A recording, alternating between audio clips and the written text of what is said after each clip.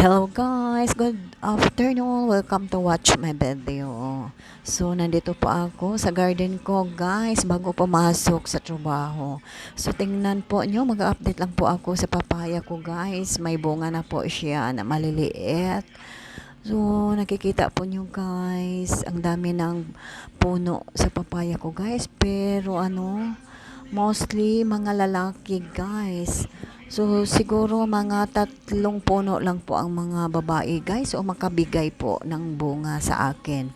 So, ito ang update po sa mga papaya ko at ang na po nila guys, ang saya-saya po nila. So, tingnan nyo po ang mga bulaklak sa lalaking papaya ko guys. Ang ganda tingnan guys, pero hindi ito hindi ito makabunga.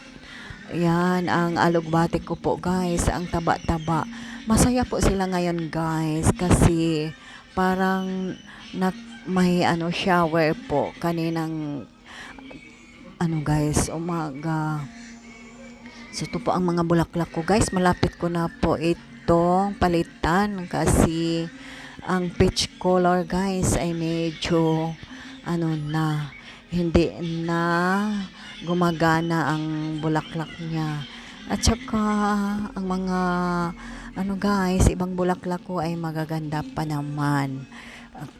Dito po sila, may dumadapo na din na mga butterfly guys. So maliliit lang. At ito po ang mga bulaklak ko sa ngayon. Parang ang saya-saya po nila na nakainom ng tubig. So, ito lang po sa guys. Tingnan po nyo. Nag-update lang po ako para makikita natin sa sunod na pag-update ko guys. May bago na po akong tanim na mga bulaklak. So, ayun. Nakikita po nyo ang mga maliliit na butterfly guys. So guys, ito lang po sa ngayon. Papunta pa ako sa office. Papasok pa po kami. At lang po ako dito, nag-sideline sa guys, bisita sa flower garden ko. Ayun. Ito po. So, nasiyahan po akong magtingin sa kanila. At nakakaaliw po sa mata guys. Pang alis stress po guys. So, ang ganda po ng red na bulaklak guys. Ayun. So, ang ganda po nila sa ngayon. Pero pag mataas ang init guys, nakalulungkot, parang malungkot din sila.